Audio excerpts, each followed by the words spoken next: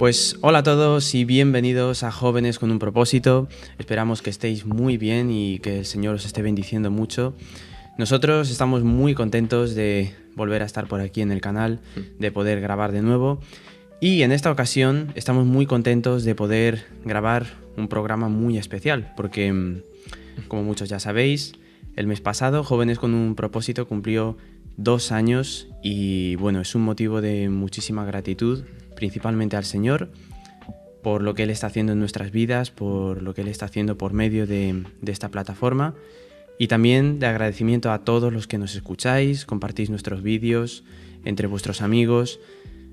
Muchísimas gracias por tanto si lleváis desde el principio como si os habéis ido añadiendo después. Muchísimas gracias y esperamos que estos vídeos pues os sean de bendición o hayan sido de bendición en algún momento de vuestras vidas. Pero este programa también es muy especial porque contamos con un invitado muy especial con nosotros. Tenemos a Israel Sanz, pastor de la Iglesia Evangélica aquí en Córdoba, que ha accedido amablemente a estar con nosotros hoy y que le podamos entrevistar. Así que muchísimas gracias, Israel, por estar con nosotros. Por venir. Espero que sea un buen tiempo y lo primero que me gustaría es que te presentes brevemente, que nos digas quién eres, a qué te dedicas, etcétera, cualquier cosa que nos quieras contar. Muy bien. Bueno, pues mi nombre es Israel Sanz. Estoy casado con Damaris desde hace ya casi 27 años. Y tenemos 3 hijos, Samuel, que va a cumplir 25, Elías, que tiene 23, y la pequeña Damaris, bueno, la pequeña, va a cumplir mañana 20 años. Y sirvo al Señor desde hace ya bastante tiempo, desde 2006, en la Iglesia Bautista en Córdoba, que es la iglesia que me vio nacer. Así que, bueno, contento de estar aquí con vosotros y poder aportar lo que el Señor ponga en mi corazón. Qué bien, qué bien.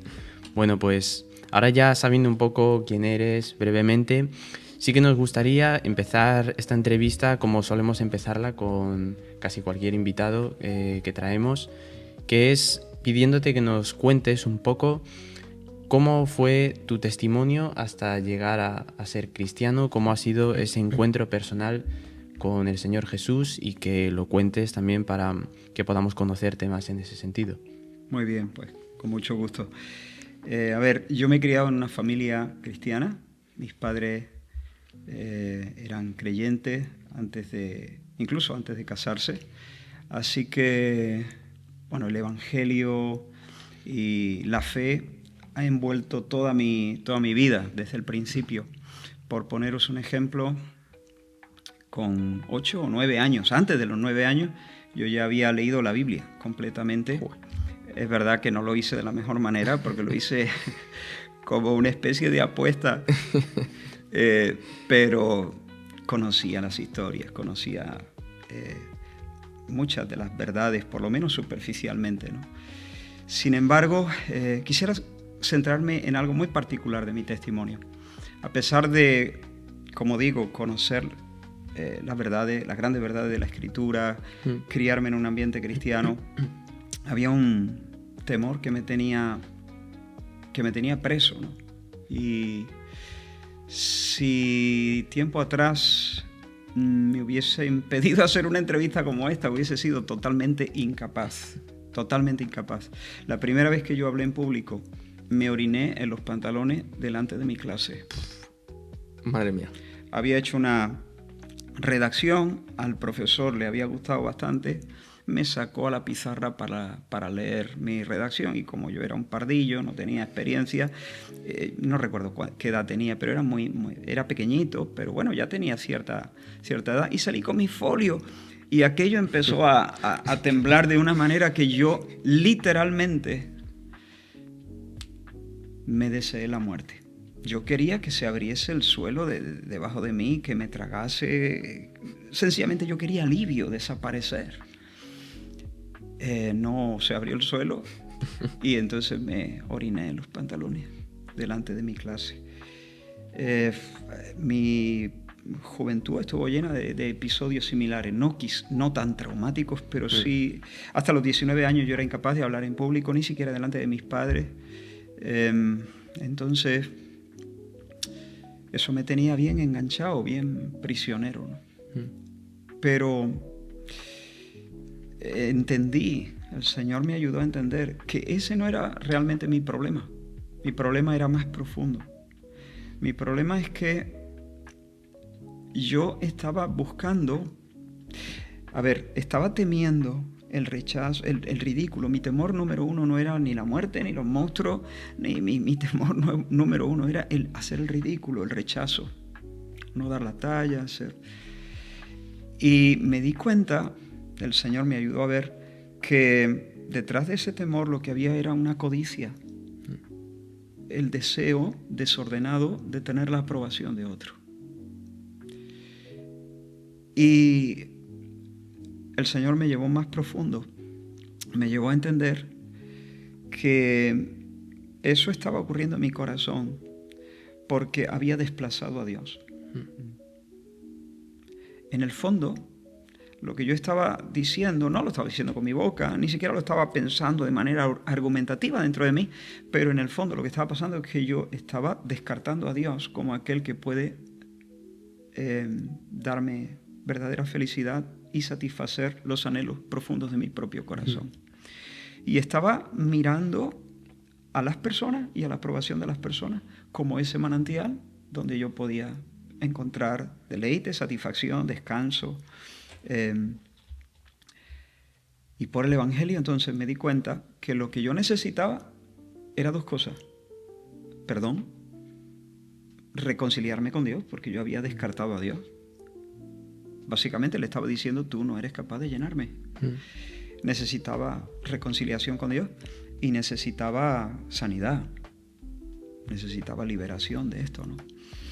Y precisamente el Señor me salvó y me sigue salvando en un sentido, enseñándome que por el Evangelio Dios nos da precisamente esas dos cosas, perdón y sanidad, perdón y el poder para vivir una vida libre, porque entendí que Jesucristo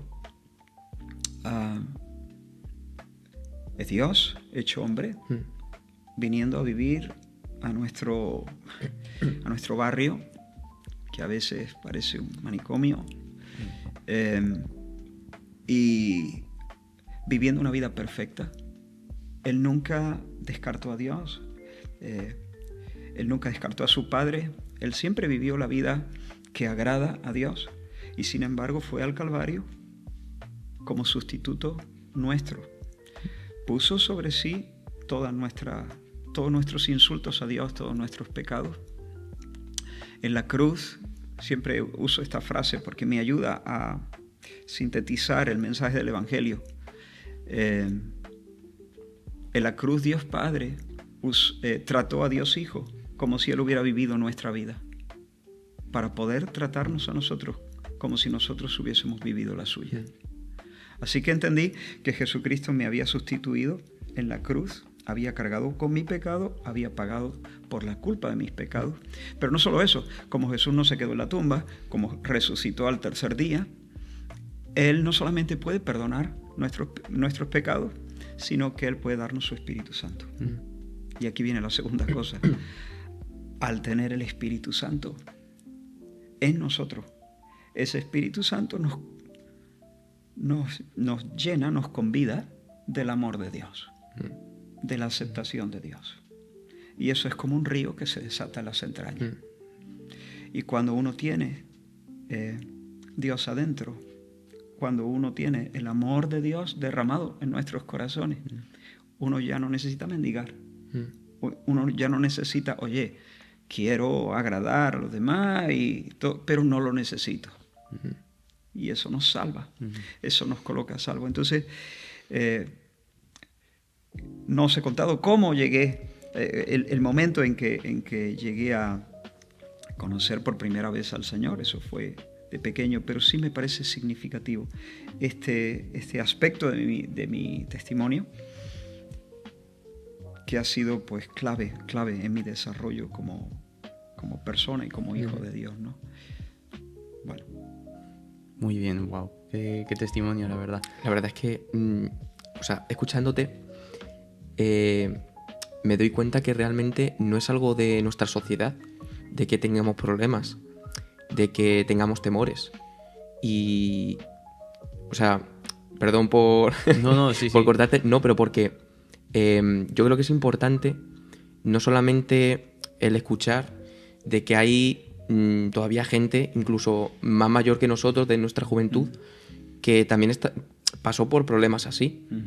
Y gracias por contarlo, porque seguro no solamente es de edificación para nosotros, sino que también es de edificación para aquella gente o aquellos jóvenes, incluso para aquella gente que puede estar pasando timidez o temores de cualquier tipo que llevan muchos años con ello. Y gracias por contarlo, porque no sé, quería de verdad Sí. No, enfatizarlo. me parece muy interesante porque al final la timidez solamente es como un reflejo de cuando uno tiene miedo en su interior. Y yo por eso quería preguntarte ¿qué crees que tiene que ver ese mensaje del Evangelio con una sociedad en la que, bueno, más adelante indagaremos en muchas problemáticas, ¿no?, que podemos ver a nuestro alrededor, pero que en realidad emanan de un miedo dentro de nosotros de ser rechazados, de no ser como los demás, o etcétera, etcétera? Sí. Entonces, ¿cómo crees que tiene que ver ese mensaje con esta sociedad? A ver, la experiencia mía es una experiencia particular, pero en el fondo, es la experiencia de todos. Porque todos hemos hecho exactamente eso. Hemos desplazado a Dios, lo hemos descartado y hemos inclinado el corazón hacia otras cosas. En mi caso, la aprobación de otro. En otros casos, el amor al dinero, el apego a las cosas, el amor a placeres, la comida, la moda, el deporte, la obsesión con la salud, una institución, la patria, el éxito profesional, el prestigio. Entonces, la palabra de Dios dice en el libro de Jonás, los que siguen vanidades ilusorias. Y esa es la manera en que la Biblia llama a los ídolos. Todo este tipo de cosas que vienen a ser sustitutos de Dios, pues son ídolos. Y los ídolos prometen mucho y no te dan nada, al final te roban la cartera. Los que siguen vanidades ilusorias, su misericordia abandona. Tenemos en la misericordia de Dios el manantial de agua viva. Tenemos ahí para hartarnos. Y sin embargo le damos la espalda al manantial y nos abalanzamos hacia las otras cosas, los ídolos. Le damos la espalda a Dios, que puede satisfacernos, y nos lanzamos en búsqueda de cosas que van a defraudarnos. Entonces, bueno, mi experiencia es muy particular, pero cada uno debe poner su mano en su corazón. Entonces, como hemos hecho eso, le hemos dado la espalda a la misericordia, nos hemos lanzado a los ídolos, sustitutos de Dios. Todos necesitamos exactamente lo mismo. Necesitamos perdón porque hemos ofendido a Dios. Y quiera Dios darnos más claridad en cuanto a la tragedia de menospreciar a Dios. Menospreciar a Dios no es cualquier cosa. Hemos ofendido al Dios bueno y también necesitamos sanidad interior. Es que estamos rotos. Nos hemos hecho mucho daño al hacer eso.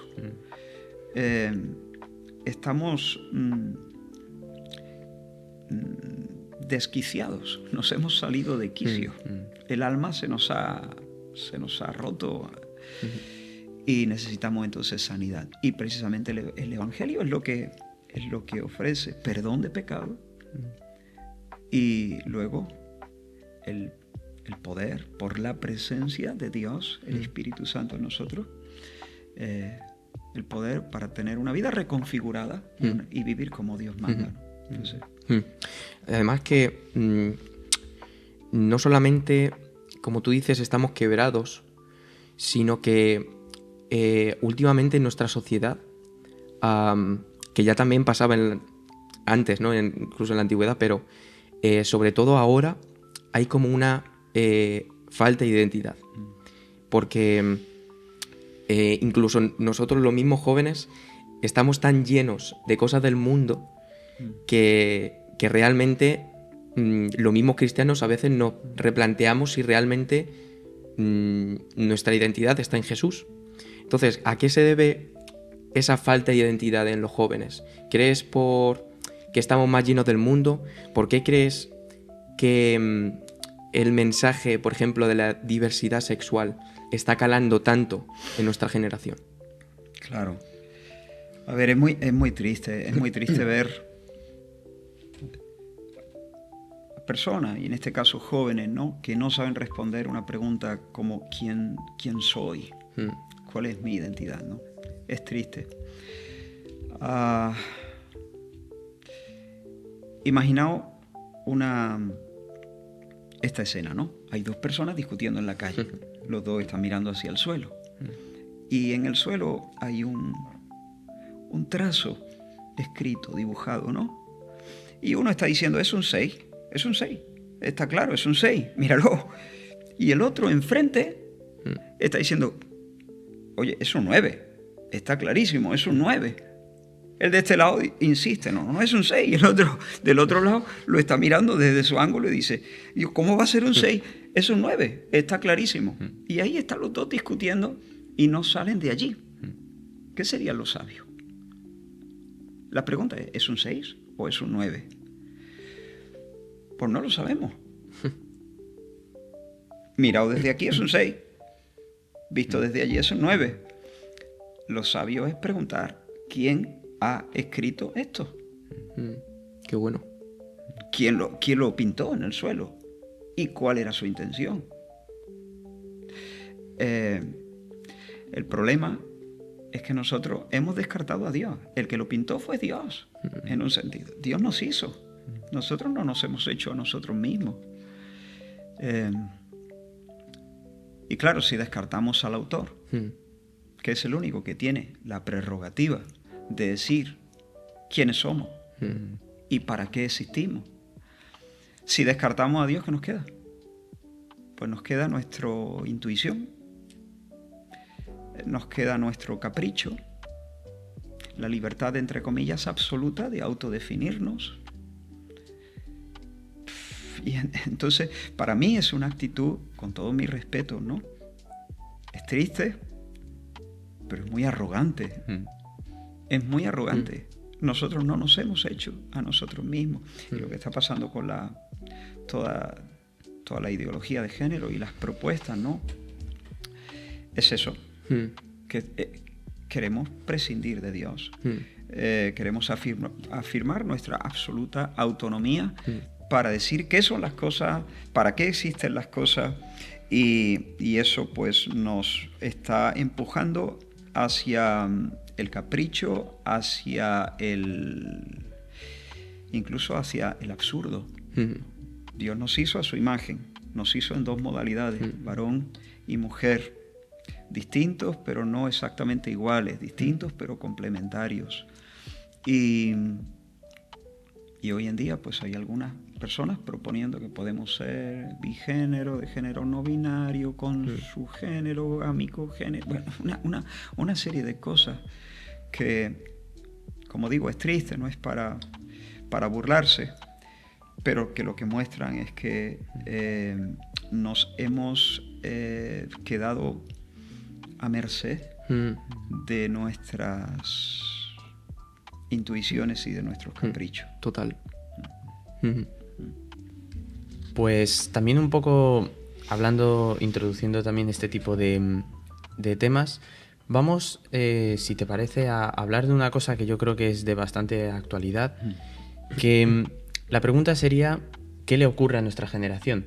Porque los registros de problemas de salud mental, de suicidios, de este tipo de problemáticas, cada vez están escalando más y a un nivel cada vez más rápido. Problemas con la pornografía, etc. ¿Qué crees que le ocurre a nuestra generación? Pues de nuevo, falta Dios. A finales del siglo IV, Agustín de Hipona escribió una frase muy lúcida. Él dijo: nos hiciste, Señor, para ti, y nuestra alma está inquieta hasta que no descansa en ti. Y ese es el tema, ¿no? Dios nos ha hecho para que nosotros podamos disfrutar del bien grande, y el bien grande es Él. Nosotros no estamos hechos para pequeñeces. Ser un ser humano es ser una cosa muy grande, porque estamos hechos para la unión con Dios en el amor. Nosotros estamos hechos para el disfrute de Dios, para tener amistad con Dios. ¿Qué pasa? Bueno, los antiguos llamaban magnanimidad a esa virtud que nos hace tender a eso. La magnanimidad ahora lo entendemos como generosidad, pero en su sentido más básico es literalmente alma grande, grandeza, por así decirlo. ¿Y qué es la grandeza? La grandeza es esa tendencia, esa virtud que nos hace ir a por aquello que nos es propio como seres humanos. Nos lanza hacia lo grande, hacia el bien grande, ¿no? Y no el bien pequeño. Lo contrario es la pusilanimidad, la pequeñez de espíritu, ¿no? La cobardía, el ser un timorato. El pusilánime es el que no se hace cargo de ser quien es. No quiere ser quien es. Le asusta la cuesta y entonces se queda en el valle y renuncia al bien grande y se conforma con bienes pequeños, bienes penúltimos.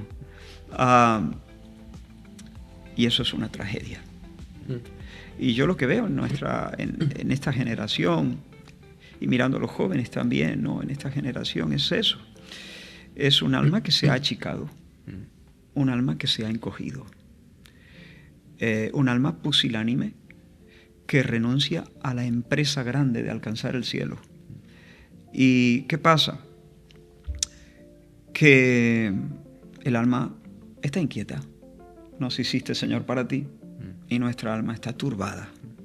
¿Por qué? Porque nosotros hemos sido hechos para la felicidad. Y la felicidad, cuando uno posee el bien, el alma reposa.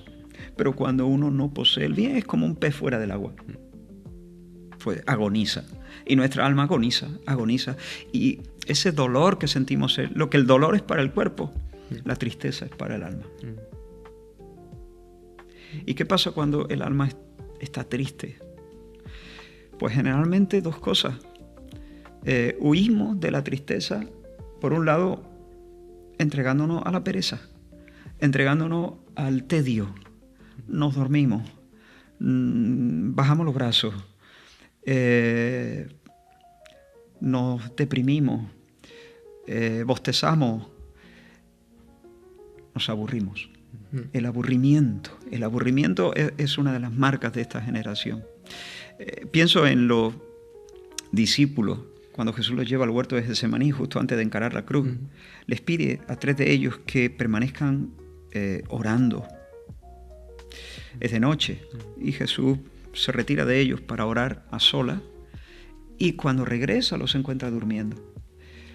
El evangelista Mateo y el evangelista Marcos nos dice que los encuentra durmiendo porque sus ojos estaban cargados de sueño. Pero Lucas nos da un detalle muy interesante y que es una clave. Dice: los halló durmiendo a causa de la tristeza de sus corazones. La tristeza los desactivó. Y a veces yo veo personas, ¿no?, que están desactivadas, no porque hayan estado cortando leña todo el día. Hay una tristeza natural, lógicamente, que aparece cuando el cuerpo consume su reserva. Pero hay otro cansancio, hay otro... he dicho hay una tristeza, no, hay un cansancio natural, ¿no? Que aparece cuando el cuerpo pues consume sus reservas. Pero hay otro tipo de cansancio que es fruto de la tristeza. Y caemos en un torpor, en un tedio, en un aburrimiento, en un bostezo. Hay personas que viven cansadas pero viven cansadas porque están tristes. No, su vida no tiene sentido. Han perdido de vista el bien grande. Sus almas no tienden hacia eso. Y dormitan, se meten debajo de la sábana y se entregan a la pereza. Pero hay otra manera de huir de la pereza, o sea, de la tristeza, perdón, y es lanzándonos en una búsqueda desquiciada de sensaciones, estímulos, chutes, de lo que sea, Entonces, también veo esa marca, ¿no?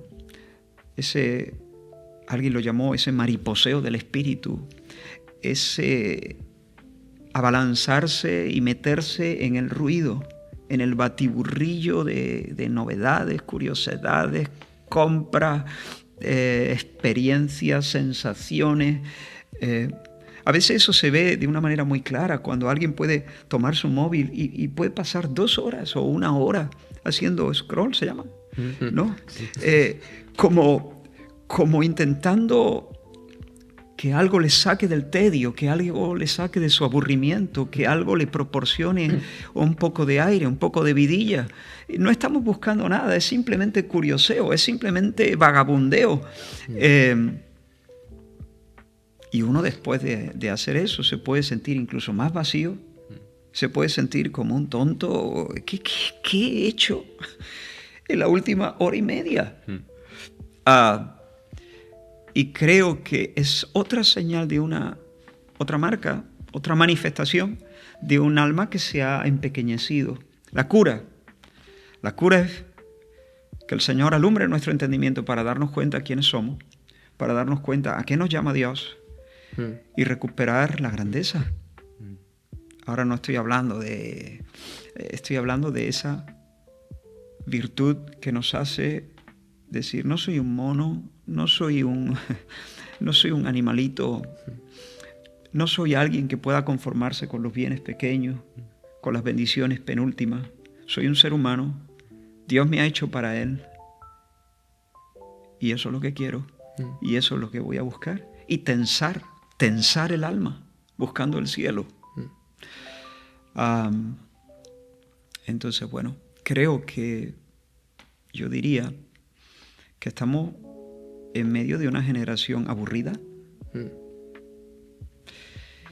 y que estamos en una generación adicta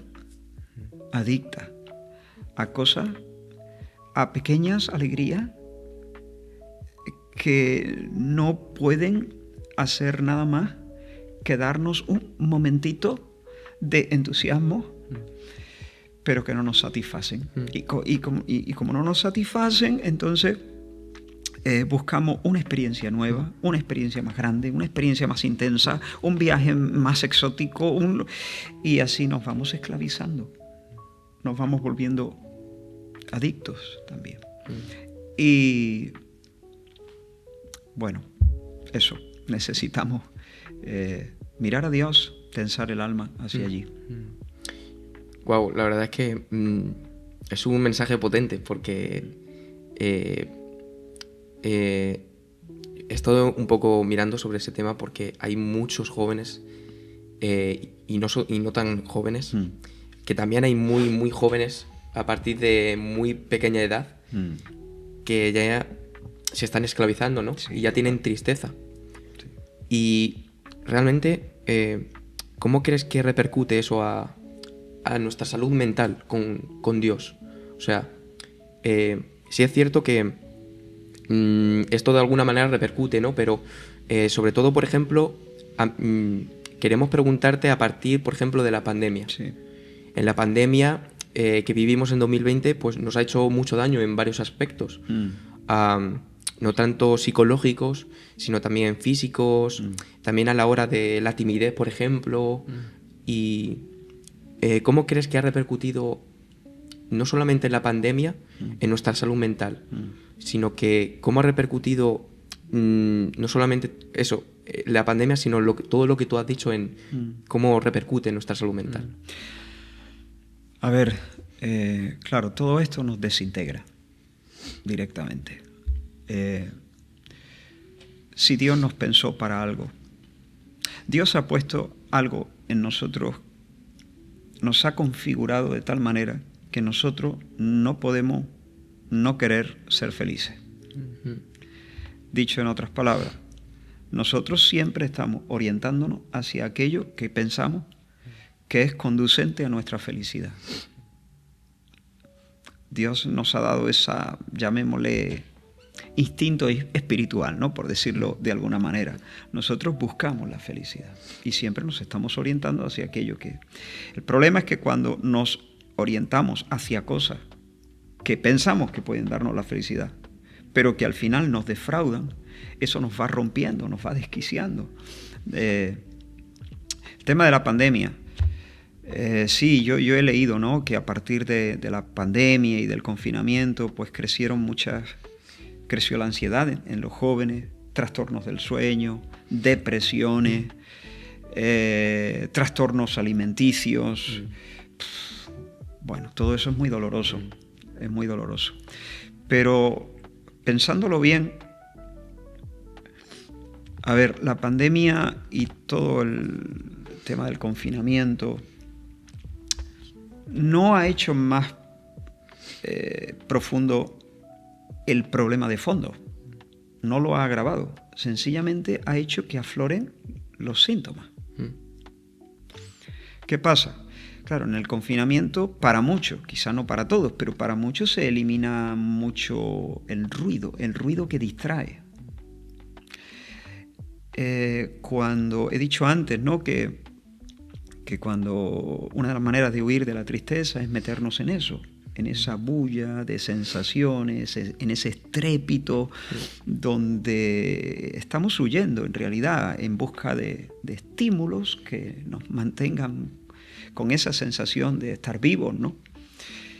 Claro, te confinan, eso se elimina en cierta medida, el salir, el verte conmigo, el comprar, el viajar, y entonces mengua el ruido. Y cuando mengua el ruido, que tenía camuflado, que tenía distraído el dolor o la tristeza, entonces se afloran los síntomas. Es como si a mí me quitan el paracetamol y me sube la fiebre. Digo, bueno, me ha subido la fiebre porque me han quitado el paracetamol. Bueno, sí, en un sentido sí, pero la fiebre no está allí porque falta el paracetamol, la fiebre está allí porque hay una infección de fondo. Si me retira el paracetamol, el problema no se agrava, el problema se manifiesta. Y con el tema de la pandemia, yo creo que lo que ha pasado es eso, se ha retirado el ruido que embota y que distrae y que enmascara, y han aflorado pues la fiebre. Pero bueno, es una oportunidad para tomar conciencia, para pensar con seriedad dónde está la infección y cómo podemos abordar la infección. Oye, no volvamos al ruido, sino esto nos ha mostrado que hay un problema hondo. Ataquemos ese problema. Pero desde luego, si no lo hacemos, nos vamos a seguir vaciando, nos vamos a seguir desintegrando. Cada vez vamos a estar más lejos de la grandeza que el Señor demanda de nuestra condición humana. Y entonces los problemas emocionales, los trastornos mentales van a seguir creciendo si no ponemos la medicina en el lugar correcto, ¿no?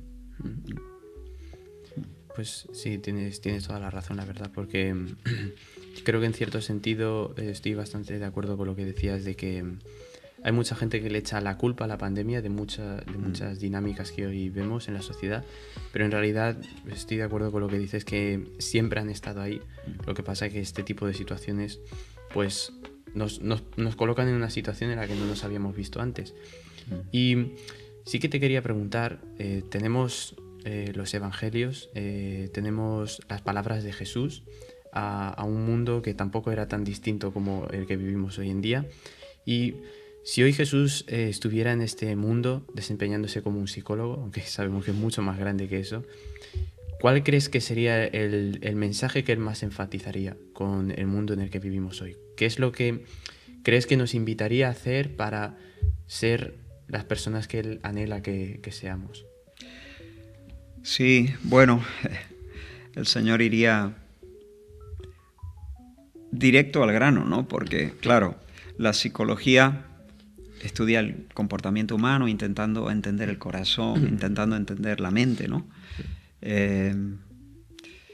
Intentando explicar los porqués de la conducta, las motivaciones internas. Pero al final, claro, es que somos muy complejos. La Biblia dice que el corazón del hombre es insondable, engañoso, incluso perverso, dice. Y dice, ¿quién lo conocerá? Es una pregunta retórica, es decir, no hay quien lo conozca. Y enseguida el Señor dice, yo que escudriño la mente y el corazón. Es decir, yo soy el único que conoce el corazón humano. Nuestros corazones, nuestra mente, tiene tantos pliegues que nosotros no podemos... Pero Jesús es Dios. Jesús es el Dios que escudriña la mente y el corazón. Y él entonces iría directo al grano. Y diría pues lo mismo que dijo cuando estuvo aquí, pero por quizá encapsularlo, ¿no? en un mensaje concreto. Estoy pensando en ese texto donde el Señor Jesús le dijo a su generación, nadie conoce al Padre sino el Hijo, es decir, yo. Y aquel a quien yo se lo quiera revelar. Y enseguida dice, venid a mí, todos los que estáis trabajados y cargados. Mira esa expresión, trabajados y cargados. Ese es el tema, ¿no? El tema es que todas las generaciones, todas las personas que han caminado sin Dios, tenemos esa experiencia de cansancio de estar buscando, como diría Agustín de Hipona, de inquietud, de turbación, de un movimiento que al final no nos lleva a descansar. Siempre estamos buscando y cuando llegamos seguimos buscando porque nuestro corazón no reposa, porque allí no estaba. Y seguimos buscando y llegamos a otro lugar y hay que seguir buscando porque todavía no está aquí y buscamos y buscamos y buscamos. Es como el vuelo de la paloma cuando Noé la suelta, el primer vuelo, ¿no? Cuando Noé la saca del arca y dice que todavía la tierra estaba cubierta de agua. Entonces voló. Al final tuvo que regresar al arca porque no había un solo lugar donde poder descansar. Y así estamos nosotros, en un vuelo interminable, buscando dónde descansar. Y Jesús dice, los trabajados y cargados, venid a mí. ¿Y por qué? Porque Él conoce al Padre y Él puede revelar al Padre. Porque en realidad la raíz de nuestro cansancio es que estamos huérfanos. Necesitamos Padre. Necesitamos al Padre. Entonces dice, venid a mí y yo os haré descansar. Los trabajados y cargados yo os haré descansar. Y luego dice, llevad mi yugo sobre vosotros y aprended de mí que soy manso y humilde de corazón y hallaréis descanso para vuestras almas. Entonces, nuestro problema es ese. Nuestro problema es que nosotros somos muy listos. Nosotros creemos que sabemos lo que necesitamos. Nosotros creemos que somos capaces de trazarnos a nosotros mismos la ruta. Y eso se llama soberbia. Eso es arrogancia, eso es orgullo.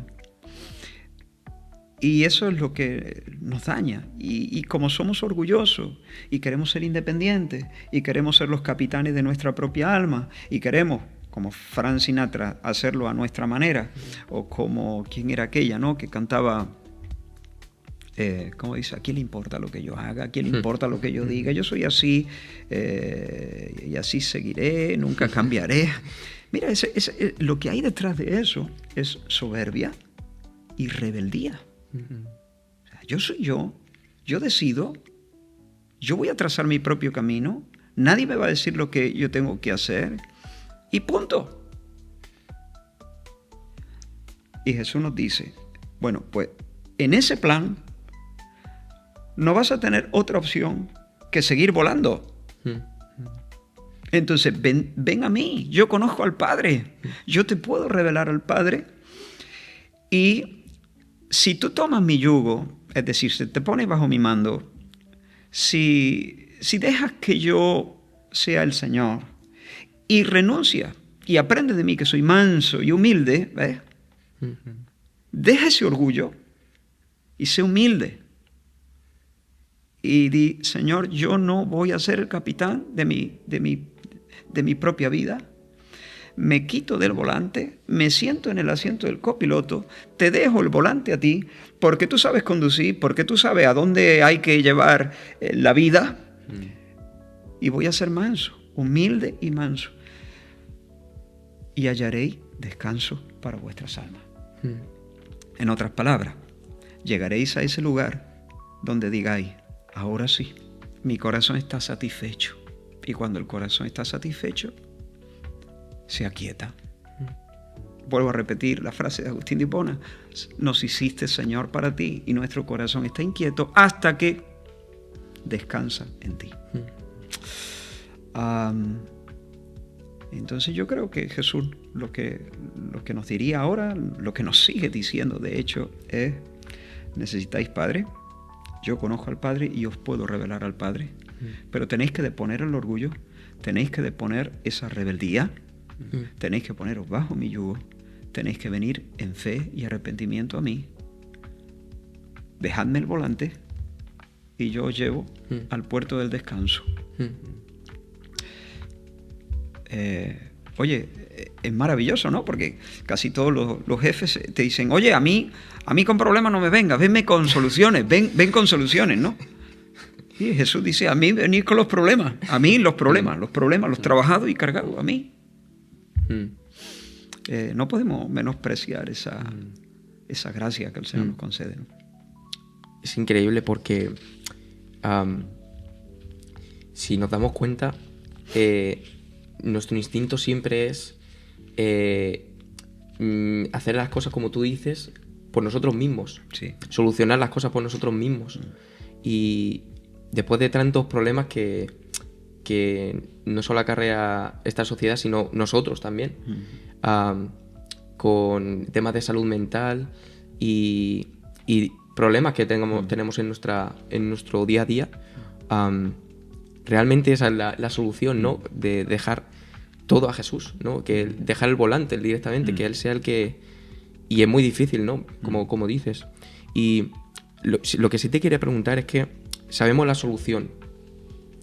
Sabemos la solución de cómo hacerlo, cómo poder dejar nuestros problemas en Jesús. Pero, ¿cómo podemos hacer brillar ese mensaje de Jesús? ¿Cómo podemos hacer, mira, voy a comprometerme, pero muchas veces fracasamos, ¿no?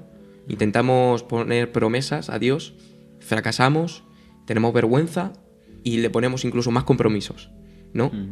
Y luego otra vez, otras promesas y fallamos y así todo el rato. Entonces, mi pregunta es, ¿cómo podemos hacer brillar ese mensaje en nosotros?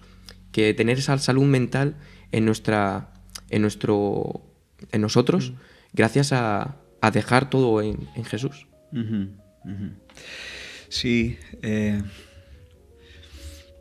Bueno, yo diría que estoy pensando en ese pasaje donde el apóstol Pablo le dice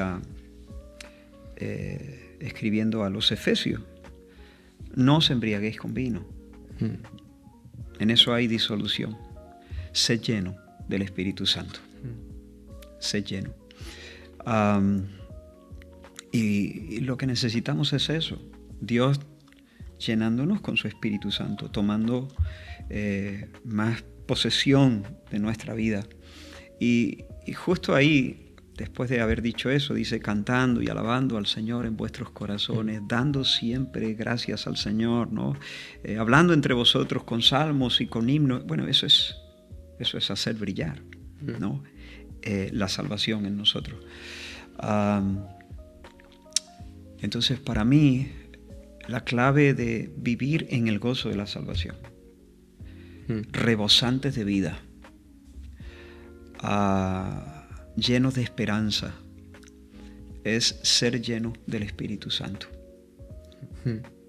Cuando somos llenos del Espíritu Santo, la esperanza cristiana vibra en nuestros corazones. Y eso también otros lo pueden ver.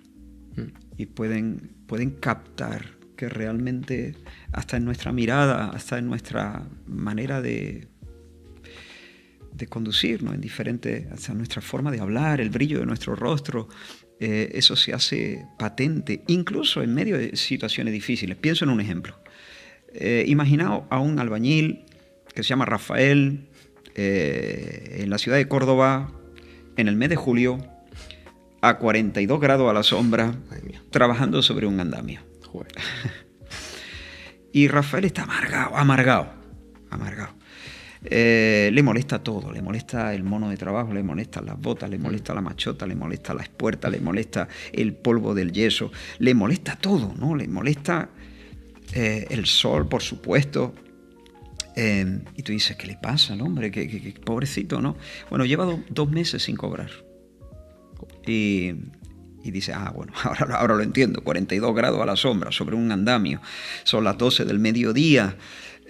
Y encima, para colmo, ahí está trabajando Rafael y en una de estas, se pega con la machota en el dedo y suelta la machota de golpe y le dan ganas de llorar al hombre, ¿no?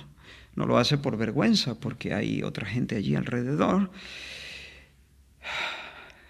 Pero está que ya no puede con su alma, ¿no?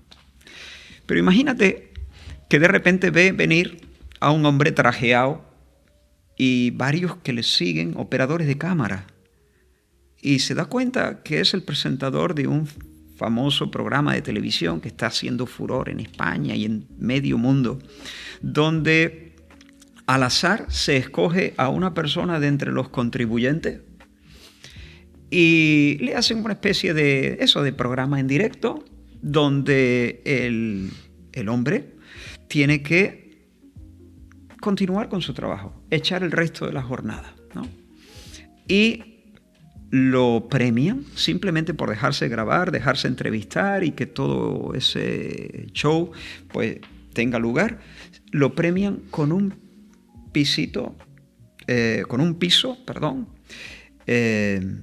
con un sueldo vitalicio de 3.500 euros y con unas vacaciones de 1 mes, con todos los gastos pagados, para él y para toda su familia, en el hotel de su elección, en el mundo. Y entonces al principio ve venir al hombre, dice, ese es el del programa tal, y luego se da cuenta que vienen a por él. Y entonces mira a ver dónde está la cámara oculta, quién le ha preparado esta broma, pero cuando se cerciora que todo eso es verdad, entonces pregunta, bueno, ¿y qué tengo que hacer? Bueno, nada, como usted sabe, tiene que terminar su jornada. Ya está, hacer el trabajo que le toca hacer, ¿no? Y entonces, bueno, Rafael, después de comprobar que todo es cierto, se encarama de un salto al andamio, retoma su machota, empieza a silbar una canción, de repente se da cuenta que hay pajarillos cantando, los pajarillos llevaban cantando ahí desde siglos, ¿no? Pero nunca se había dado cuenta que había pajarillos cantando. Su lenguaje cambia. Al peón que le acerca en la mezcla, gracias campeón, gracias figura. Y los peones dicen, ¿qué le ha pasado a Rafael? Oye, ¿qué cambio, ¿no? Pregunto, ¿cuántos grados hace en Córdoba? Sigue haciendo lo mismo, incluso más, porque la temperatura va en aumento. Ahora son las 2:30 y sigue aumentando el calor, ¿no? ¿Y ha cobrado Rafael? No ha cobrado todavía. Y de repente, mientras trabaja, se da otro martillazo en el mismo dedo y suelta la machota con poco de coraje, pero enseguida se acuerda del hotel, la carita que le van a poner sus hijos y su esposa cuando les cuente todo, se acuerda del piso, del sueldo vitalicio de 3.500 euros, y entonces ¿qué hace? Retoma la machota, retoma su canción, sigue escuchando a los pájaros, Y cuando llega la hora de soltar la faena, le dice al jefe, escucha, que si tengo que echar una horita más, la he hecho, sin problema.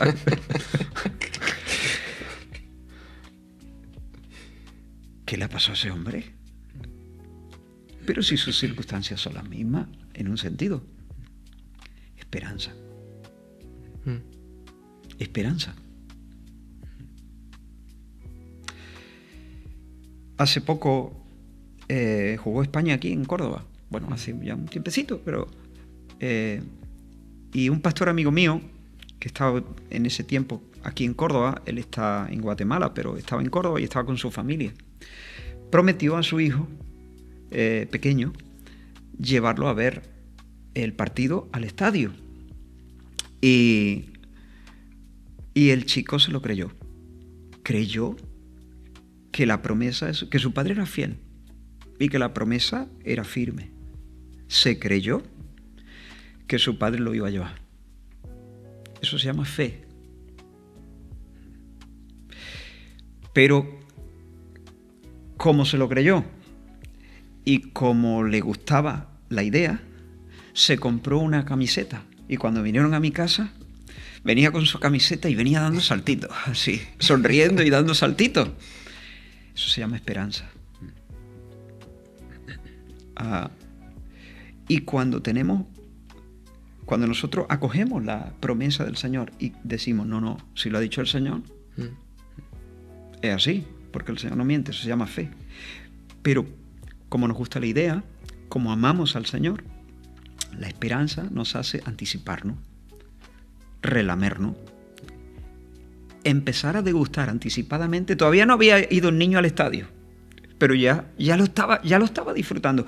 Rafael todavía no ha recibido el premio de este concurso, pero ya está allí, ya está empezando a disfrutar todas esas cosas. Eso es lo que hace la esperanza en nuestros corazones. Cuando la esperanza vibra, todavía no hemos recibido completamente la promesa, pero ya anticipadamente empezamos a degustarla. Para mí, cuando el Espíritu Santo nos llena, eso es lo que produce. Y eso hace que nos demos cuenta que hay pájaros cantando, aunque haga 42 grados en Córdoba. Y hace que podamos, y cambia nuestra manera de hablar, de dirigirnos a los demás. Cambia toda la atmósfera, el tono de nuestro corazón. No sé si responde a tu pregunta. Totalmente. Sí. Wow. Sí, la verdad que lo has expresado súper bien. Con los dos ejemplos lo has expresado súper bien. El ejemplo de Rafael se va a quedar. Sí. Ha sido de verdad muy bueno. Y creo que sirve muy bien para ilustrar y también para darnos un poco un ánimo a todos aquellos jóvenes que hemos aceptado a Cristo y que tenemos que vivir en medio de gente, como decías antes, de rostro tan cansado, de vidas tan cansadas. Creo que a veces que nosotros vivamos esa esperanza de que no todo termina aquí, de que no todo termina esta semana o la semana que viene, pues nos ayuda a poder transmitir también ese mensaje y que la gente vea algo distinto. Y introduciendo también, porque hemos estado hablando un poco de salud mental, de este tipo de problemáticas, cosas ligadas a nuestra espiritualidad, y muchas de las cosas que hemos estado hablando en realidad están enfocadas en nuestra alma, ¿no? Mencionabas un poco al principio.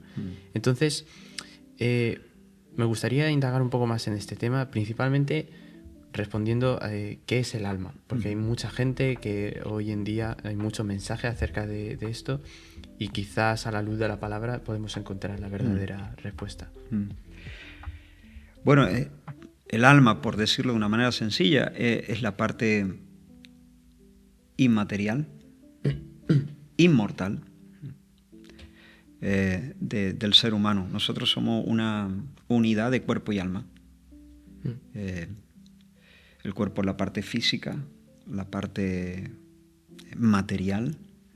El alma es la parte intangible, no física, inmaterial e inmortal del ser humano, ¿no? Y allí es donde reside nuestra conciencia, nuestra memoria, nuestras emociones, los afectos, la inteligencia, la voluntad. Entonces el alma es la sede de todas esas cosas.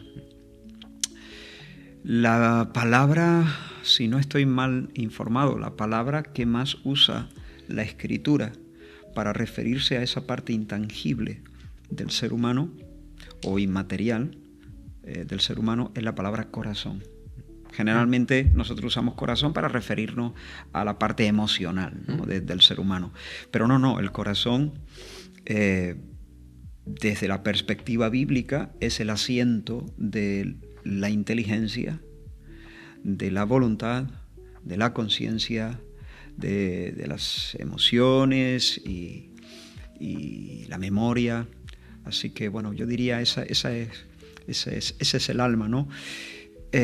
Nosotros, como digo, somos una unidad, cuerpo y alma. Somos espíritus encarnados o cuerpos animados, que es lo mismo. Pero no puedes separar eso. El cuerpo y el alma interactúan de una manera intimísima. De hecho, cuando el cuerpo y el alma se separan, eso es traumático, se llama muerte. Esa es la muerte. Como dice la Escritura, el cuerpo vuelve al polvo y el alma regresa a Dios, que la dio.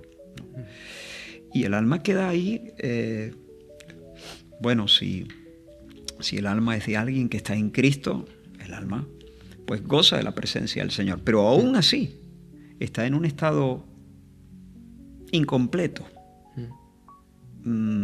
Su felicidad todavía no es redondeada. ¿Por qué? Porque el alma no está diseñada para vivir sin un cuerpo.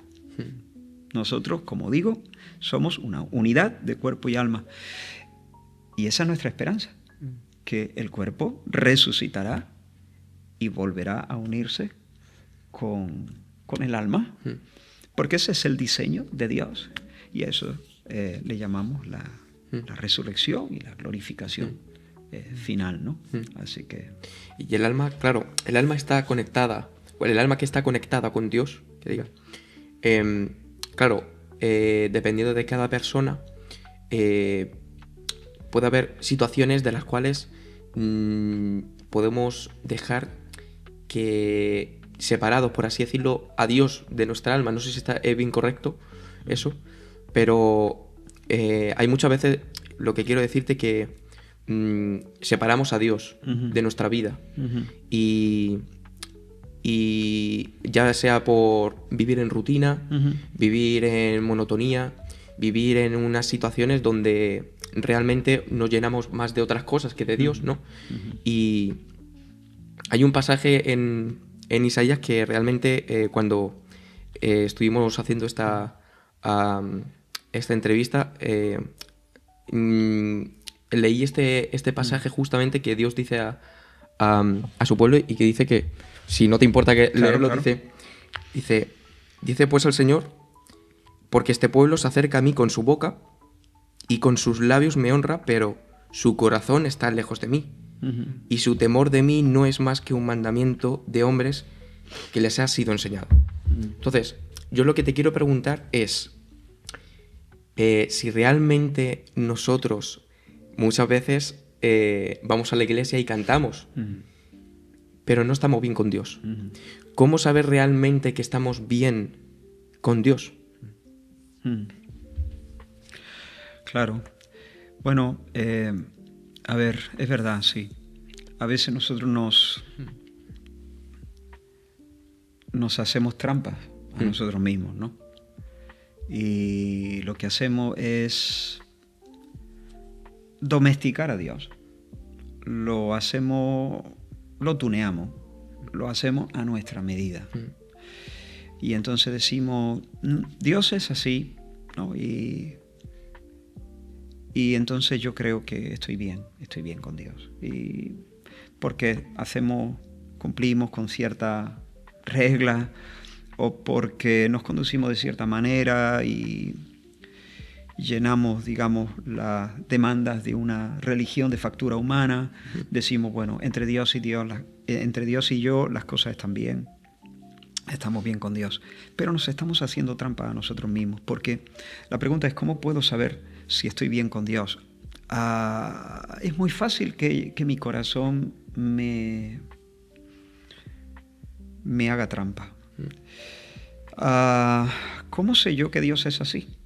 ¿Por qué? ¿Porque yo lo diga? No, porque yo lo siento. Yo siento que Dios... Hay mucha gente haciendo eso.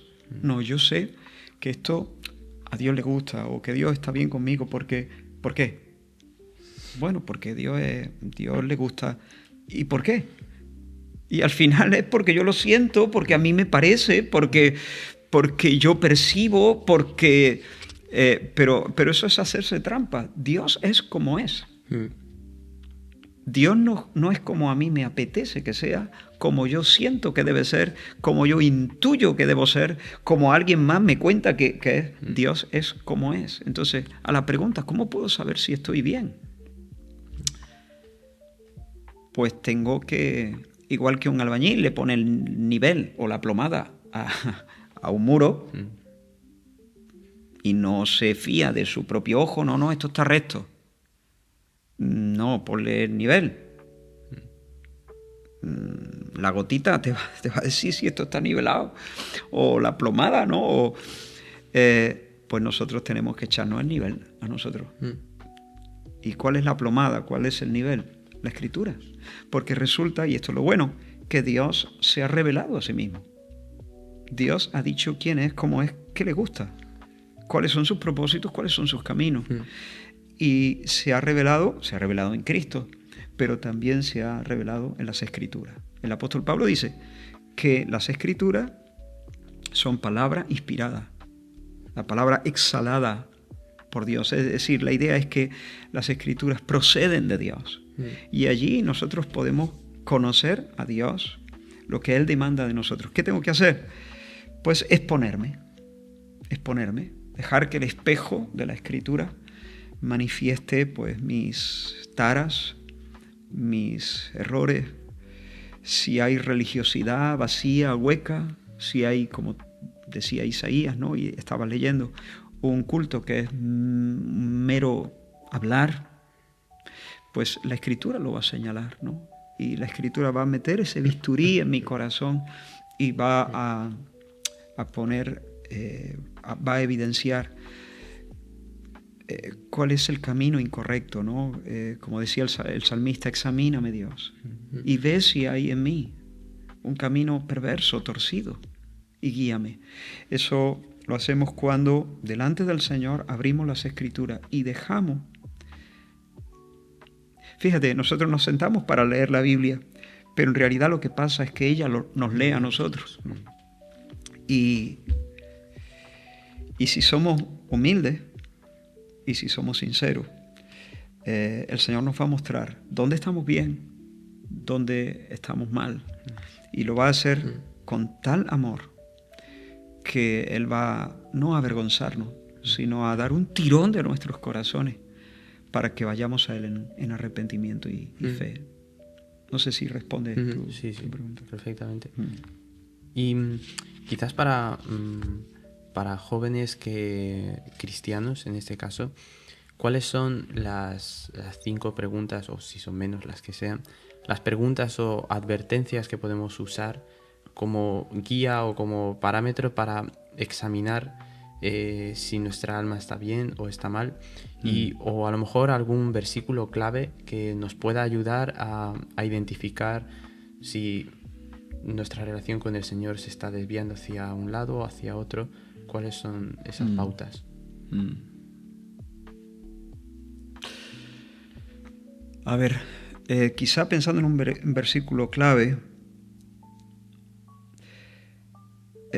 no recuerdo ahora mismo la cita, pero dice el apóstol Pedro, para vosotros los que creéis, Él es precioso.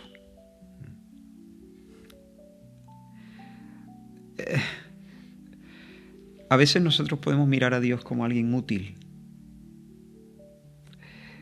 y nos relacionamos con Dios como alguien que nos puede arrimar las cosas que para nosotros son preciosas. Él viene a ser un canal. Él viene a ser el Dios utilitario. Yo amo al Señor porque Él me da las cosas que en realidad amo. Pero cuando mi corazón está bien, Dios es precioso. No es útil, es precioso. Y quizá algunas preguntas que puedan ayudar para hacer un chequeo, ¿no? Primera cosa que yo diría es, ¿dónde tengo mi confianza? ¿Estoy confiando solo en Cristo o estoy confiando en mi justicia propia, en mi habilidad? Hay un antiguo himno o antiguo canto que dice, nada en mis manos traigo, solo a tu cruz me aferro. Yo a veces le pregunto a algunas personas así, una pregunta un poco, si de repente tuviéramos que presentarnos delante del Señor, no sé, cae un meteorito, ¡boom!, nos aplasta, nos presentamos delante del Señor y el Señor nos dice, Josué, Marco, Israel, ¿por qué pensáis que tengo yo que permitiros disfrutar de mi gloria por siempre? ¿No? Y claro, algunas personas dicen, bueno, a ver, porque Dios es bueno, ya, pero el hecho de que Dios sea bueno no solamente le hace compasivo, también le hace justo. Y Dios no puede aprobar el pecado. Bueno, ya, a ver, yo justo no soy, pero en general, si Dios pusiese en balanza mis errores, mis pecados y mis cosas buenas, yo creo que las cosas buenas iban a pesar un poco más. Todo eso está errado. No quiero extenderme en esta respuesta, ¿no? Pero todo eso no vale. Todo eso no vale. Porque, como dice la Escritura, la paga del pecado es muerte. La única respuesta, y aquí es donde yo intentaría calibrar mi corazón, ¿cuál es mi esperanza? ¿Qué diría yo ante esa pregunta? Pues yo diría, nada en mis manos traigo, solo a tu cruz me aferro. Mi confianza solamente está puesta en Jesús. Él vivió la vida perfecta que yo no era capaz de vivir. Él murió la muerte en mi lugar, la muerte que yo no era capaz de soportar. Y yo únicamente descanso en el nombre de Jesús y en la obra que hizo a mi favor en la cruz del Calvario. Punto final. No pongas en balanza nada mío, no miren mis aciertos, por supuesto no miren mis errores. Mira a mi representante Jesús. El récord de Él es el que yo, por la fe, espero que se me atribuya a mí. Entonces, esa es la primera pregunta. ¿Estoy solamente confiando en Cristo o me glorío en mí mismo? ¿Tengo confianza en mi carne? La segunda pregunta, ¿hay gratitud en mi corazón? Esto es un asunto muy importante, porque la gratitud es un tipo de alegría, es una clase de alegría que conecta el corazón del que recibe con el corazón del que da. Fíjate que nosotros a veces pensamos que la gratitud está conectada con el regalo. La gratitud no está conectada con el regalo. Claro, hay una alegría conectada con el regalo, si me gusta, claro. Pero la gratitud va más allá. La gratitud, el ojo de la persona agradecida ya no está fijo en el regalo, está fijo en la bondad del corazón del dador. Os pongo un ejemplo. Si yo tuviera un problema en mis riñones, ¿no? y necesitase desesperadamente recibir un riñón, pero no se encuentra ninguno para mí y estoy a punto de colapsar, de repente un vecino mío, al que simplemente lo conozco de encontrarme con él eventualmente en el portal, ¿no? Hola, adiós, se entera y el hombre se mueve a compasión. No me conoce de mucho, pero se compadece y resulta que se hace las pruebas, es compatible y me dona un riñón. Yo no salgo de mi asombro, me quedo impactadísimo por ese gesto de compasión. Pero pongamos que el riñón no me funciona, mi cuerpo lo rechaza. El regalo, en este caso el riñón, ya no me sirve, está descartado. Sin embargo, si yo no soy un monstruo, yo sentiré una profundísima gratitud hacia esa persona, aunque el regalo ya está fuera de la ecuación. Pero yo nunca antes me había preocupado si ese hombre está casado, si tiene hijos, cómo se llaman sus hijos, pero ahora voy a querer conocer de él. Voy a querer saber cómo se llama, en qué trabaja, si tiene hijos, cuándo son los cumpleaños de sus hijos. Y si yo le hago un regalo a sus hijos o lo invito a cenar a él y a su esposa, y alguien me dice, escucha, que fue un regalo, tranquilo, tú no tienes por qué hacerlo. Yo le diré, yo sé que no tengo por qué hacerlo. Es que quiero hacerlo. Me apetece hacerlo. Hay algo que ha nacido en mi corazón que me conecta con ese hombre. Antes yo no me sentí conectado con él, pero ahora sí me siento conectado con él, porque he visto su bondad y su bondad como que me imanta, y entonces quiero tener una amistad con él y cultivar esto. Esta pregunta de la gratitud es muy, muy importante, porque realmente la gratitud es la que nos lleva al culto a Dios. Cuando yo no solamente estoy mirando las bendiciones con las que el Señor me rodea, sino que mi corazón percibe la belleza de la bondad. Entonces eso nos atrapa, nos engancha, nos seduce. Y claro, la persona agradecida necesita campo, necesita avenida, necesita espacio para expresarse. Mira, dice, habiendo vosotros, dice la Escritura, habiendo recibido un reino inconmovible, eso es el regalo. Tengamos gratitud, gratitud. Y mediante ella sirvamos al Señor. Este es el orden: gracia, gratitud, culto, obediencia, servicio al Señor. Esas son otras preguntas que podemos hacernos, ¿no? Siento ese impulso de darme a Dios, de donarme a Él, de servirle, de obedecerle. Jesús dijo, si me amáis, guardaré mis mandamientos. ¿Tengo yo placer en guardar los mandamientos del Señor? Otra pregunta, ¿amo al pueblo de Dios? Eso también calibra mi corazón, porque es imposible amar a Dios y aborrecer a la iglesia. Otra pregunta, ¿siento una benevolencia, el deseo de bien por mis semejantes?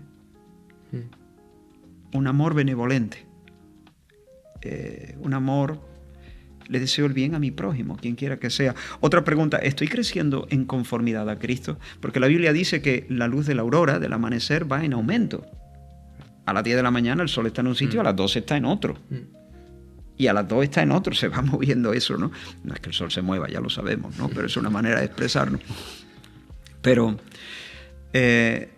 ¿mi vida está creciendo en semejanza a Cristo? ¿O sigo siendo tan egoísta, tan iracundo?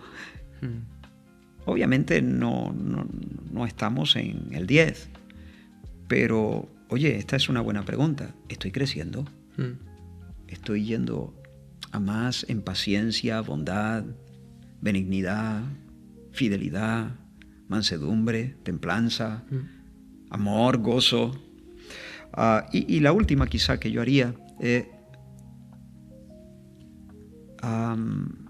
percibo el testimonio interior del Espíritu Santo en mi corazón. Dice que la Escritura, que el Espíritu Santo da testimonio a nuestro espíritu de que somos hijos de Dios, y que el Espíritu Santo dentro de nosotros pone un clamor en nosotros, un clamor muy profundo y muy básico en el sentido de fundamental.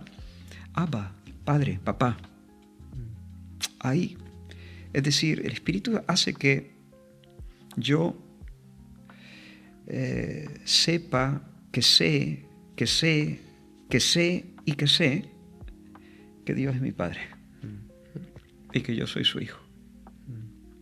Es difícil de explicar, pero hay una certeza interior producida por la obra del Espíritu Santo. Entonces, bueno, todas esas preguntas son más de 5, pero son importantes para chequear nuestra... y también puedes preguntarle a tus padres. Esa es otra. Sí, también es verdad. Es muy curioso que has hablado de todo esto y yo creo que todo se relaciona también en la paz.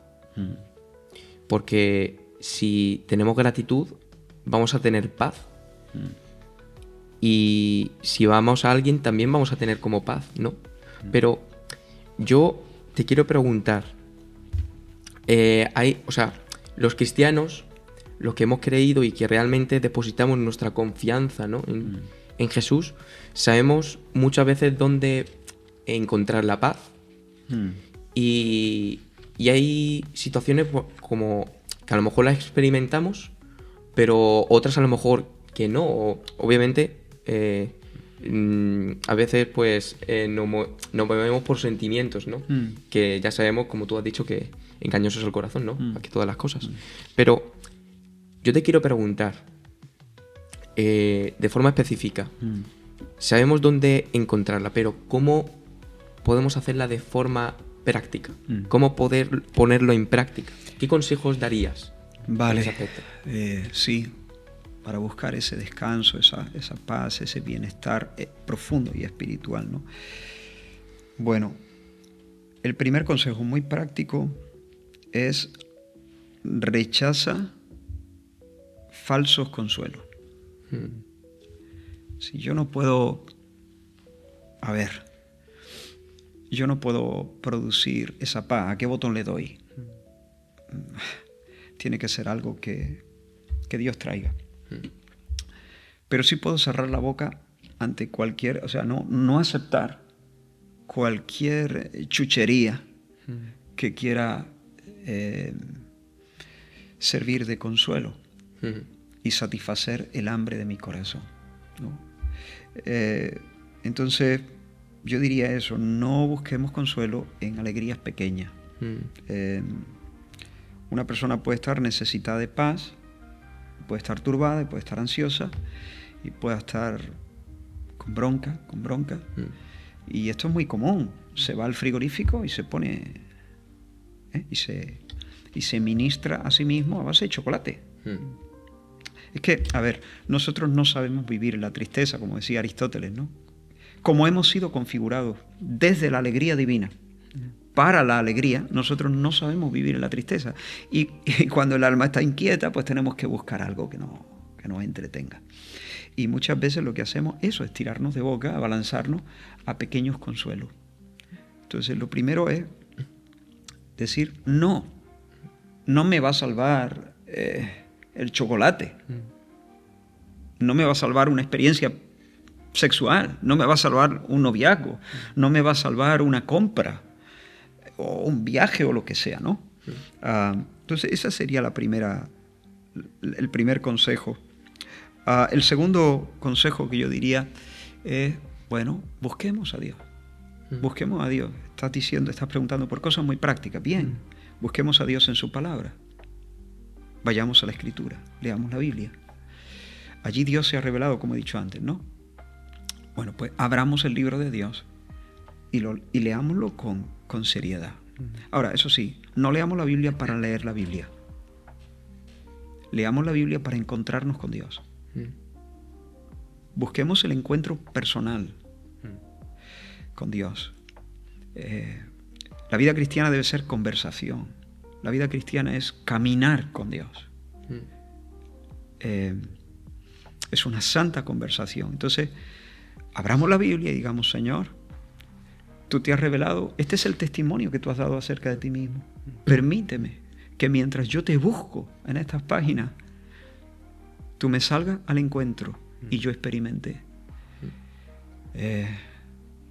eso, tu abrazo. Entonces no leamos y dejemos que las verdades de la Escritura pasen por nuestra mente como el agua pasa por un tubo. Meditemos, mastiquemos, rumiemos, dejemos eso, fijemos nuestra mente y busquemos romper la cáscara. Romper la cáscara. Por medio de la meditación rompemos la cáscara y nos comemos el fruto. Yo cuando tomo una castañita, ¿no? Una castaña de estas, ¿no?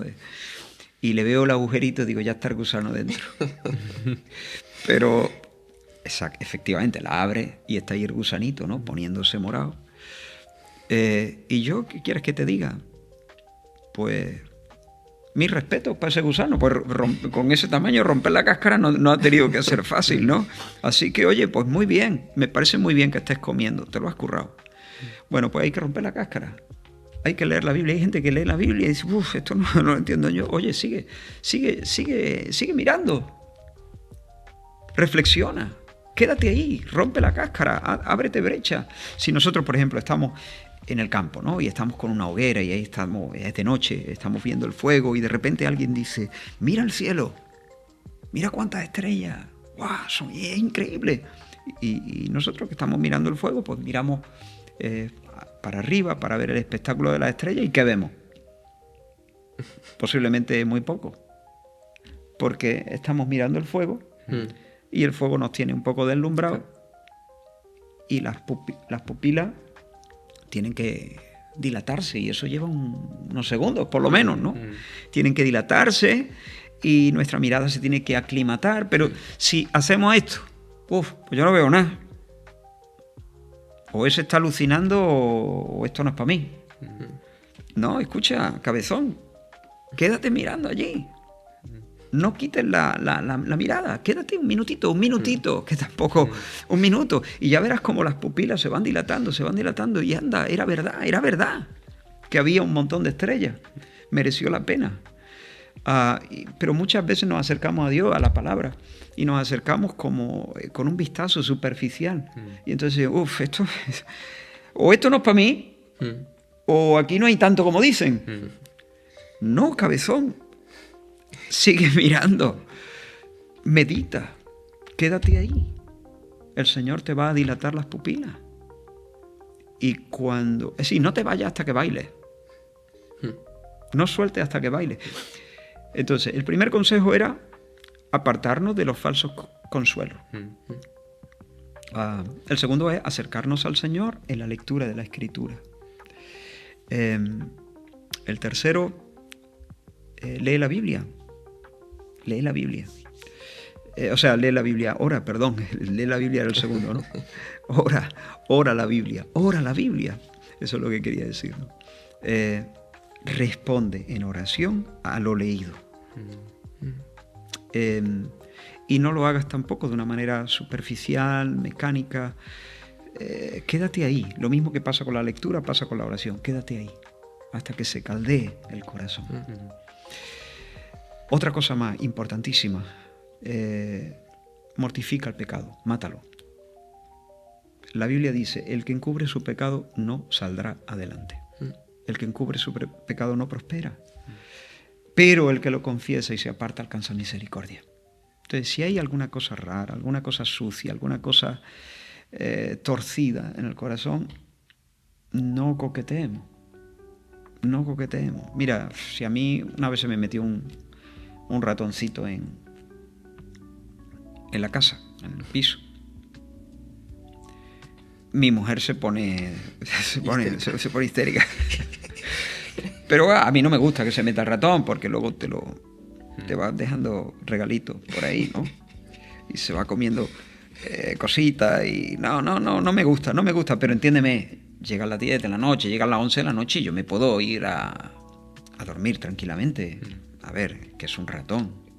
Ahora, si en vez de un ratón se me mete una mamba negra, amigo, llega a las 11, yo no duermo hasta que aparezca la serpiente, porque una picadura de ese animal, ¿no? Entonces, el pecado es una mamba negra. Entonces, si está por allí, hay que matarlo, hay que erradicarlo.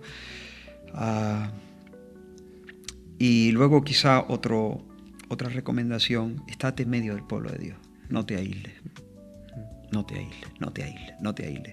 Aunque sea un día muy chungo, una temporada de mucho agobio, de mucha angustia, aunque estés en medio de una tormenta emocional, claro, la tentación es aislarte. A veces uno piensa, nadie me entiende o me siento... Pero no. Dile no a los falsos consuelos, dile sí al Señor, leyendo la palabra y orando de manera seria.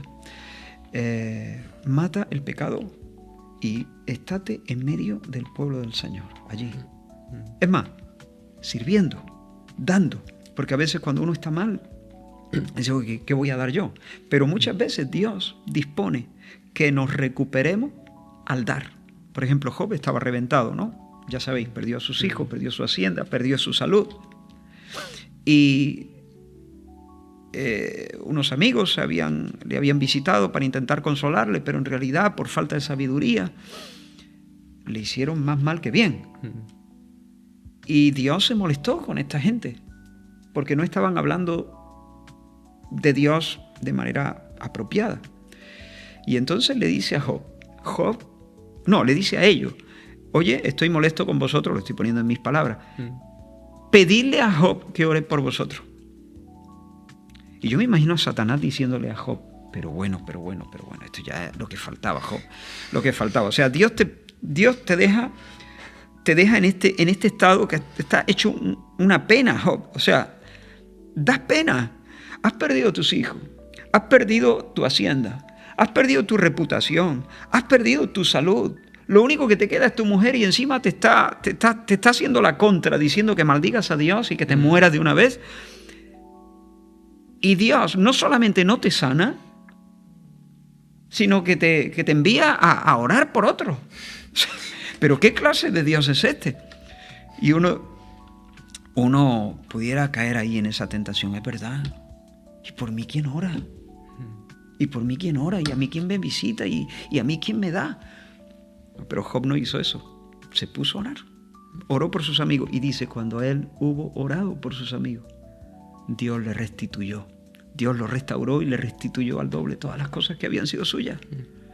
Entonces, yo ahí aprendo que muchas veces, cuando más débil estoy, Dios quiere restaurarme estando en medio del pueblo del Señor y dándome y dando a otros, sirviendo. Y mientras sirvo, Dios me llena de fuerza nueva. Es interesante, pero es así. Los discípulos no tienen para comer y Dios los pone a servir. Y terminan con una cesta de pan y de peces para cada uno. Es así. Así que, bueno, yo daría esos consejos. Sí, la verdad, muy buenos consejos. Muchas gracias. De verdad, muy buenos consejos. Y para cerrar también un poco, nos gustaría que dieras como una reflexión final de un poco todo lo que hemos estado hablando. Y también, si puede ser, le solemos preguntar a nuestros entrevistados que nos recomienden algún libro que pueda ser de bendición y de edificación. Así que te dejamos que... Muy bien. Pues como yo sé que vuestra audiencia será sobre todo una audiencia juvenil, estaba pensando en un libro de la Escritura que está escrito para los jóvenes, muy especialmente, que es el libro de Proverbios. ¿No? Es un padre, hijo mío, escúchame. Y yo quiero, quizá como una reflexión final, dejar los que me parecen los 3 consejos principales, ¿no? Esa tríada de consejos que vienen a ser la médula espinal del libro de Proverbios. El primero es venera a Dios. Venera a Dios. Joven, quítate el sombrero delante de Dios. El necio dice no hay Dios, pero Dios es el kilómetro cero. Uno de los versículos más importantes de la Biblia, Génesis 1:1, en el principio Dios. En el principio creó Dios. Dios, ese es el kilómetro cero. Y cuando nosotros nos olvidamos del kilómetro cero, nos desorientamos completamente. Nos desorientamos. Lo primero que necesitamos es volver al principio de la sabiduría es este. El respeto y la veneración a Dios, el sabernos delante de Él, ¿no? El no descartarle, el no ponerle en un segundo plano, el andar de puntilla, el quitarnos el sombrero. Entonces, la Biblia lo llama el temor al Señor. El principio de la sabiduría es el temor al Señor. El temor al Señor no es un miedo que nos hace huir de Él. Es una serie de cosas, ¿no? Difícil a veces de definir, ¿no? Pero que deben orientar la vida hacia Dios. La persona que es temerosa o que venera a Dios siempre se orienta en una sola dirección. Mira, si yo enciendo una cerilla, ¿hacia dónde va la llama? Para arriba. Para arriba, sí. ¿Y si la inclino? Para arriba. Sí. ¿Y si la inclino más? Sí, para arriba. Me quemo, ¿no? Porque exacto, la llama solo conoce un rumbo. La persona que venera al Señor, su corazón solo conoce un rumbo. Para arriba, ¿no? Hacia el Señor. Y eso es lo que nos va a dar una estabilidad. Ese es el principio de la sabiduría. Primer consejo, entonces, venera al Señor. El segundo, obedece a tus padres. Obviamente, hay momentos donde los padres te pueden decir algo que está en contra de lo que Dios dice. Vale, entonces en ese caso podemos decir como los discípulos le dijeron a las autoridades religiosas, es necesario obedecer a Dios antes que a los hombres. Pero eso solo cuando papá o mamá nos dicen algo, nos mandan algo que Dios prohíbe o nos prohíben algo que Dios manda. Pero mientras no sea así, obedece a tus padres.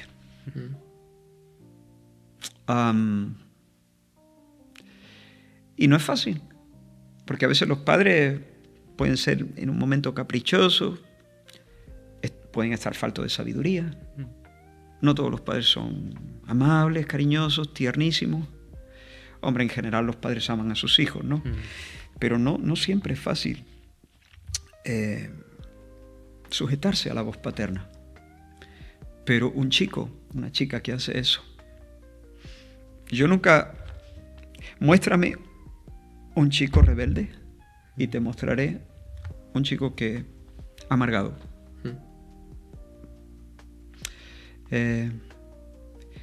Aparte es profundamente desagradable para el Señor cuando hay desobediencia y rebeldía. La Biblia dice, al que maldice al padre o a la madre, su lámpara se le apagará en un lugar tenebroso.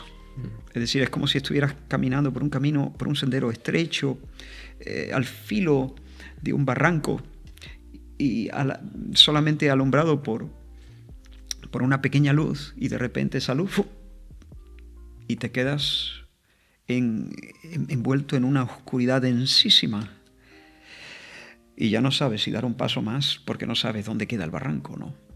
Dice, al que maldice a su padre o a su madre, creo que va así el versículo, no sé si lo estoy citando bien, ¿no? Pero se le apagará la lámpara en un lugar tenebroso. En otro lugar se dice que aquel que maldice al padre o a la madre, o algo parecido, la maldición es que los cuervos le saquen los ojos, ¿no? Y la imagen que transmite es alguien que merece ser tratado con tanto desprecio que una vez muerto ni siquiera le den la honra de la sepultura, que lo tiren como si fuese basura a una cuneta para que se lo coman los pájaros. Dios habla muy severamente de este asunto de la desobediencia y de la rebeldía a los padres. Entonces, mira, obedece a tus padres, porque honra a tu padre y a tu madre, porque ese es el primer mandamiento con promesa. Vas a tener bendición, te va a ir bien, te va a ir bien. Y el tercer consejo es aléjate de los malos. En el libro de Proverbios muchas veces, mira joven, mira hijo mío, ¿no? Los malos que se ponen de acuerdo y dicen, venga, tengamos una bolsa y vayamos y hagamos esto y hagamos aquello. No vayas con ellos, no vayas con ellos. Que corra el aire. Mira, hijo mío, la mujer prostituta que sale al acecho, no vayas con ella, ¿no? Entonces, cierro con esto, ¿no? Teme al Señor en el sentido de venéralo, que Él sea el kilómetro cero, el norte de tu vida. Honra a tus padres, aléjate de los malos. Y yo creo que ahí hay un mundo de sabiduría. El Señor no nos dice estas cosas para amargarnos la vida. Dios no es el Dios agua fiesta. Dios nos dice esto para que seamos felices. Y bueno, en cuanto a los libros, bueno, habría muchos, ¿no? Habría muchos, pero tengo aquí una listita. Muy rápido, no me voy a enrollar aquí, ¿no? Hay un libro en cuanto a doctrina, ¿no? Que a mí me gusta mucho, es un clásico, se llama El conocimiento del Dios Santo, de J.I. Packer. Es un libro que ha bendecido a tantas personas, ¿no? También me gusta recomendar alguna biografía, ¿no? Ver cómo el Señor se ha lucido y la belleza del Evangelio ha brillado en la vida de algunas personas. Me gusta mucho un libro que se llama El secreto espiritual de Hudson Taylor. También fue de bendición para mí, biografía de grandes cristianos, de Orlando Boyer. Pero este del secreto espiritual de Hudson Taylor me parece muy... que son este tipo de libros que ponen a arder el corazón, ¿no? Luego... me gusta mucho el libro de John Piper, Gracia Venidera. Ese es un tocho importante, pero es muy, muy lúcido, me gusta mucho. Hay otro libro que toca el tema del temor al que dirán, lo que la Biblia llama el temor al hombre, el problema con el que yo tuve que luchar durante tiempo. Y el título del libro es Cuando la gente es grande y Dios es pequeño. Es de Ed Welch, se llama el autor, y es un libro muy bueno, muy bueno. A mí me sirvió para... Ya gracias a Dios, el Señor había sanado mi corazón y me había dado libertad en ese sentido, pero me sirvió para entender ciertas conexiones y tener más luz para ayudar a otro. Hay un librito muy finito que se lee en 50 minutos, se llama Autoolvido, es de Tim Keller. También va un poquito en la línea de eso. Lo recomiendo de todo corazón, ese librito, Autoolvido. Luego hay un tema muy importante, el tema de la masculinidad y la feminidad. Para eso recomiendo... hay un libro que... Bueno, John Piper y Wayne Grudem escribieron un libro tocho, pero ese que yo sepa no está traducido al español, entonces, pero sí han hecho como una especie de extracto, y el libro que han sacado en español se llama 50 preguntas cruciales sobre la masculinidad y la feminidad. John Piper y Wayne Grudem son los autores. Otro libro que recomendaría, tocante a la oración, la meditación en la escritura, la lectura, el ayuno, las disciplinas espirituales, ¿no? Sería Disciplinas espirituales para la vida cristiana, de Donald Whitney. Ese también es un libro muy recomendable. Y otro de Piper. Este es buenísimo. Cuando no deseo a Dios. Es la batalla por el gozo. ¿Cómo batallar para que nuestra alma sea feliz en Dios? Es más, él tiene un capítulo de cómo hacer uso de los placeres naturales, como la bebida, o el sexo, para fomentar nuestra hambre y nuestro deleite y nuestra alegría en Dios. El libro es fantástico. Y dos más. Por supuesto, no puede faltar un libro de Martin Lloyd-Jones. El Sermón del Monte me parece increíble. Sí, es un libro que sondea el corazón y que empuja y que te empuja al Señor Jesús. Y un libro sencillo, pero muy potente, muy intenso, de uno de mis autores favoritos, A.W. Tozer, que se llama La búsqueda de Dios. Esos 11 recomendaría. Hay muchos más, ¿no? Pero creo que esas son buenas lecturas. Wow, muchas gracias. Sí, sí, sí. Muchas gracias. Ahí tenemos una buena lista. Intentaremos dejar algunos en los comentarios para que tengáis los títulos y los autores.